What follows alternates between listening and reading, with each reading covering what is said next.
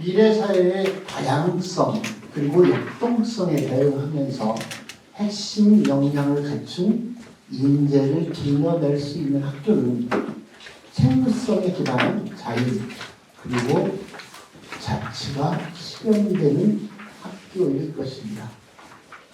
학교 자치의 근간은 자율성과 전문성에 기반한 교육활동 중심의 학교일 것이고, 이를 위해서는 교육청에서 하고 있는 장학의 패러다임 전환이 필요합니다. 교육활동 중심의 학교는 교육과정, 수업, 평가, 생활교육에 전념해서 학생 성장을 체계적으로 돕는 학교를 말하고, 이러한 학교 교육활동이 전문화되고 심화될 수 있도록 학교와 교육청이 함께 동행하면서 세종 미래장학을 추진하려고 합니다.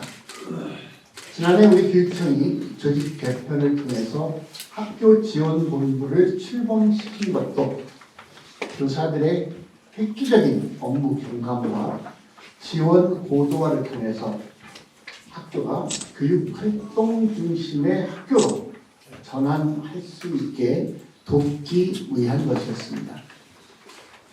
먼저 미래장학 추진의 추진 방향에 대해서 말씀드리겠습니다.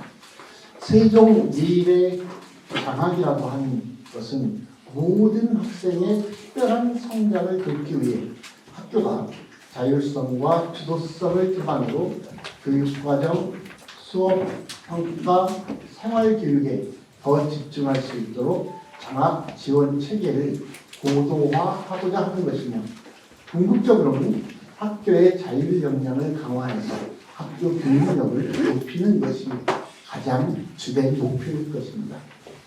이를 위해 세종 미래장학의 추진 방향을 유지, 지향, 전환, 신화 4가지로 설정했습니다. 법령이나 지침에 의한 장학과 기초학력, 안전 같은 학교 필수 교육활동과 사안 지원에 대한 교육청 장학은 유지하고, 학교의 견학이나 자율성을 침해하거나 걸림돌이 되는 전시성 또 관행적 학교관리 장학은 지양하며, 사업단위로 점검하고 감독하는 행정중심 장학에서 정책중심, 교육중심 장학으로 전환하고, 학교 자율장학 강화와 교육청 부서 간의 협력을 통한 맞춤형 지원 같은 학교 교육활동 중심 장학으로 심화해 나간다는 것입니다. 다음으로 주요 추진 계획에 대해서 말씀드리겠습니다. 지난해 정책 연구를 실시해서 설문조사를 진행하였고, 현장 교원 그리고 교육 전문직 그리고 전문가들이 참여하는 6차례의 수의 그룹 운영과 3차례의 세미나 운영을 통해서 현장의 다양한 의견을 반영한 세종 미래장학의 비전과 목표 4가지 추진 과제를 수립했습니다. 그러면 그때 세운 4가지 추진 과제에 대해서 지금부터 보다 더 자세하게 설명을 드리겠습니다. 첫 번째, 학교가 이끄는 장학을 지원하겠습니다. 먼저 학교 자율 운영 역량을 향상하고자 수업 나눔 전문 학습적 공동체를 강화하고, 미래학교 통합 예산의 자율권을 확대하며 세종 학교 평가에 학생 역량 진단 시스템 도입을 골자로 하는 세종 미래학교 자율 운영 체제를 고도화하겠습니다. 다음으로 학교 자율장학 지원을 강화하겠습니다. 학교 급별 장학 계획을 정비함으로써 학교 자율장학의 근거 마련, 학교장 대상 배움자리 연수 지속, 그리고 학교장 직무 도움 자료를 개발하고 보급해서 학교장이 장학 리더십을 발휘할 수 있도록 지원하겠습니다. 또한 학생 맞춤형 성장을 지원하는 보다 질 높은 수업의 확산을 위해 수업 장학을 전문적으로 지원하고 이끄는 초등 수석교사제를 처음으로 도입해서 올해 2분의 수석교사를 선발하고 배치했습니다. 그리고 이걸 통해서 학교 자율장학 리더 교사제를 도입하여 수업 공개와 수업단, 동료 교사 수업 컨설팅을 주도하도록 초등학교, 중학교, 고등학교, 특수학교 47개 학교를 지원했습니다. 아울러 수업 잘하는 교사를 꾸준히 양성하기 위한 수업 전문가 직무 연수를 확대하고 연수 시간을 누적 기록한 더 배움 마일리지제 운영을 통해 교원의 학습 동기를 지속적으로 강화해 나가고자 합니다. 다음 두 번째, 학교 간 나눔 장학을 촉진하겠습니다. 학교와 학교 간의 교육 활동을 나누고 배움을 촉진하는 기회를 확장하기 위해 학교 간 네트워크를 강화하겠습니다. 먼저 교사 간 교육 활동 공유와 협력을 강화하기 위해 월 1회 주제 중심 학교 밖 전문적 공동체 지원을 지속하고 현장 교사가 참여하는 장학 지원단, 수업 지원단, 지구별 장학 협의체를 통해서 배움과 성장이 있는 활동 사례를 공유함으로써 세종의 모든 교사 그리고 세종의 모든 학교가 함께 성장할 수 있는 기반을 가지도록 하겠습니다. 또한 연구하는 교직 문화 확산을 위해 현장 연구회 운영도 강화하겠습니다. 이에 다양한 주제의 실천 연구회와 정책 연구회 운영을 공모하고 선정해서 연구회의 질적 향상을 위한 정책 세미나와 열린 보고회 운영 지원을 통해 연구활동의 결과가 실천적인 확산으로 이어지도록 촉진하겠습니다. 아울러 학교 관리자 간 네트워크를 위한 자율협의체, 주제 중심 현장 연구회를 지원하여 소통과 성장의 리더십을 강화하고 학교 자율장학의 책무성을 제고하겠습니다. 세 번째, 교육청과 학교 간 협력 장학을 운영하겠습니다. 교육청 내 부서 간 협력을 기반으로 교육청과 학교 간 소통을 강화하여 학교 맞춤형 협력 장학을 추진하겠습니다. 먼저 교육청이 마련한 학교급별 장학 추진 계획을 바탕으로 학교별 자율장학이 수립될 수 있도록 장려하고 이를 가교로 학교 요구에 기반한 팀 단위 장학을 도입할 것입니다. 이런 팀 단위 장학의 효과성을 높이기 위해서 세종 학교 평가 결과와 학교가 교육청과 공유한 데이터 분석에 기반한 장학 시스템을 구축해서 학교를 맞춤형으로 지원하고자 합니다. 또한 세종 미래장학의 현장 적합성을 높이기 위해 교원 스의 그룹을 운영하여 학교 현장 모니터링과 개선을 통해 안착시켜 나가겠습니다. 무엇보다 학교가 교육 활동에 집중할 수 있게 학교 지원본부의 통합 지원과 학교 행정 지원 그리고 교육 시설 지원을 내실화하고 교육청과 학교 간 소통과 협력을 강화해서 교육 활동 중심의 학교를 지원하는 과제의 발굴과 지원도 지속적으로 확대해 나가려고 합니다. 끝으로 네 번째, 교육청 장학 기반을 재구축하겠습니다. 교육활동 중심 학교를 지원하는 교육청 장학 추진 방식을 혁신해 보겠습니다.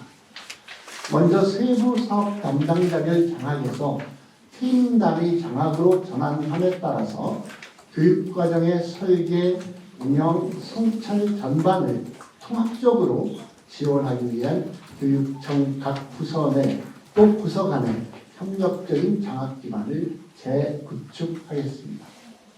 또한 정책사업 총량제, 신규사업 조정위원회를 통해 교육청 정책사업 정비를 강화함으로써 교육청이 장학에 집중할 수 있는 여건을 마련하고 교육 전문 직원의 장학 전문성 향상을 위해 경력별 교육 전문 직원의 역량을 신장할 수 있는 연수 기회도 확대해 나가겠습니다.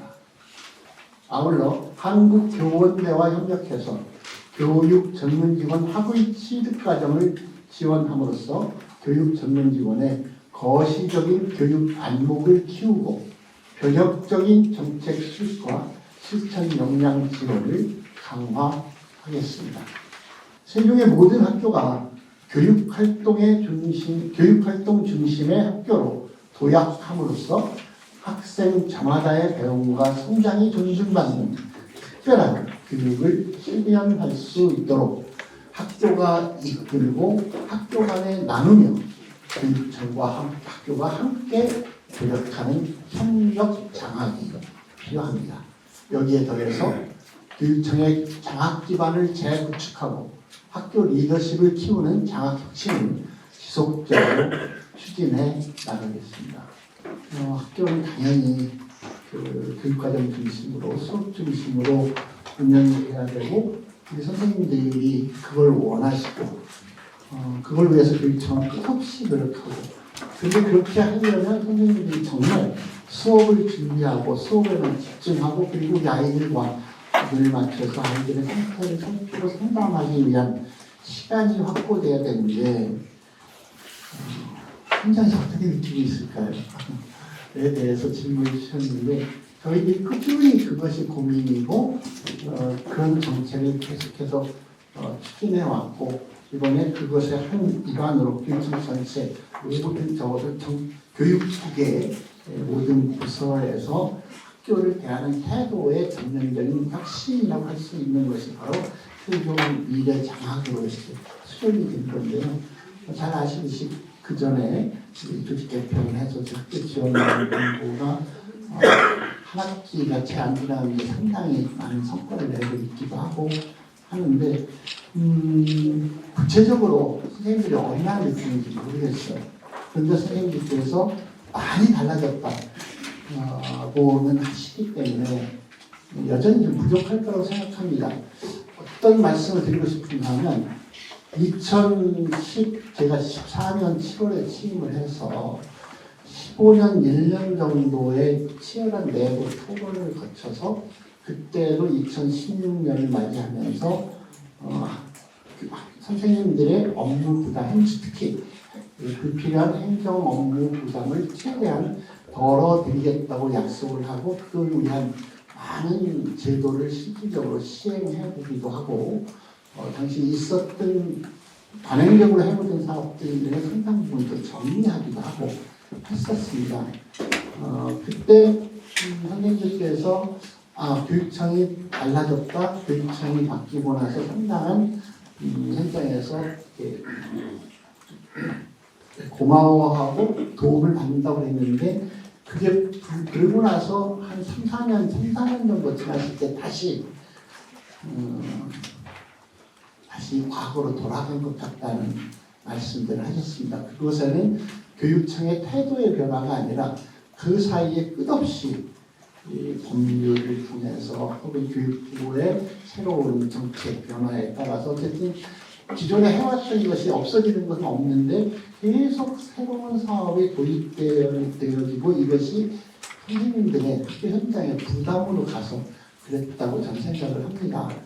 그래서 이번에도 저희들이 최선을 다해 노력을 하고 있긴 한데 이게 정말 완전한 체계로까지 가는 데에는 어려움이 아직은 존재할 것이다 라고 생각을 하고 지속적으로 노력을 해야 할 것이고 어쩌면 우리 교육청만의 단위를 뛰어넘는 교육부와 그러니까 우리 사회 전체적 합의를 통해서 학교 현장에 너무 세세한 것까지를 개입하지 아니하고 대강의 큰 정책 방향을 주는 속에서 각 학교가 자율성을 가지고 그야말로 학교 자체가 실질적으로 존중될 수 있는 분위기가 되어야만 실질적인 학교에 지금 쏟아져 들어가고 있는 업무들이 잘 줄 수 있지 않을까 생각을 합니다. 그 다음에 초등 수석교사제에 관한 질문에 대해서는 우리 유초등 과장님께서 네, 올해는 2명을 저희가 했고요. 저희 장기적인 계획을 말씀드리겠습니다. 장기적으로는 저희가 지속적으로 확대를 하고자 합니다. 올해 2명을 선발해서 동지역 1명 그리고 읍면 지역에 1명을 배정을 하였습니다. 내년에는 조금 더 확대를 할 예정이고요. 저희는 장기적으로는 거점 형태로 수석교사를 배치하고자 합니다. 예를 들어서 읍면 지역 중에서도 동쪽, 북쪽 이런 식으로 해서 거점 형태로 우리 수석교사를 배치해서 선생님들의 수업량 그리고 신규 선생님들의 어려운 점을 같이 할 수 있도록 지속적으로 지원하도록 하겠습니다. 처음에는 그분들의 기대가 있었는데 이것도 마찬가지로 제도가 좀 운영이 되면서 좀 부정적인 인식이 확산이 되어서 성경 같은 경우에도 수업교사제를 사실상 일몰을 시키다시피 했었거든요. 그런데 최근 들어서 또 몇 군데에서 그 수업교사들이 원래 취지에 맞게 당신이 정말 끝없이 수업 연구를 하고 수업을 중심으로 젊은 경력이 낮은 선생님들과 함께 연구하고 선생님들 돕는 활동을 통해서 매우 긍정적인 효과를 보는 곳들이 나타났습니다. 그래서 그 수업교사제를 지금 말씀하신 것처럼 실제 정말 엄선해서 뽑은 것이고 지금 배치가 됐고 이후에 확산하는 과정 하려고 하는데 단순히 그 계획이 문제가 아니라 실제로 지금 뽑아서 활동하시는 수업교사 선생님들이 어떤 활동을 하는지를 끝없이 함께 지켜보고 선생님과 의견을 나누고 현장들의 의견도 모으면서 바람직한 방향으로 운영이 될 때만 이것이 실질적으로 확산하는 것이 현장에서도 긍정적으로 받아들일 수 있지 않을까. 그래서 그건 숫자를 늘리는 것이 중요한 것이 아니라 그 두 분이 뽑힌 두 분의 활동이 실제로 정말 우리 그 경력 10년 정도 이하의 많은 선생님들에게 끝없이 아이디어를 주고 선배교사의 지혜를 나눠주는 그런 제도로 운영될 수 있도록 교육청에서 함께 관심을 가지고 협력하는 것이 필요할 거라고 생각합니다.